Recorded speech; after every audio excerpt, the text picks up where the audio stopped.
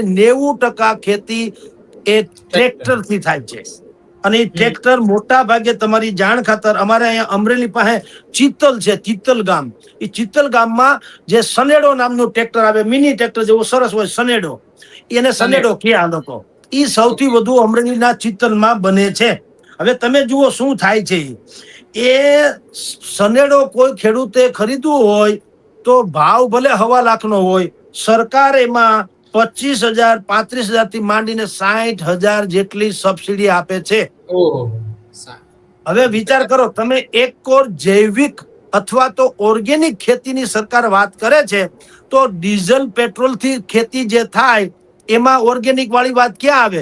બળદ આધારિત ખેતી જો થાય તો બળદનું મૂત્ર, બળદના પોદળા, આ કઈ સનેડો છે એ પોદળા ન કરે. ઈ તો તમારી પ્રદૂષણ કરે, બીજું ના કરે. પણ બળદ હોય, ગૌ વંશ આધારિત ખેતી હોય તો આપોઆપ ઓર્ગેનિક થઈ જાય. એના મૂત્રથી કે એના પોદળાથી કે એ તો ખેતર માટે એનાથી ઉત્તમ તો કોઈ ખાતર હોઈ ન શકે.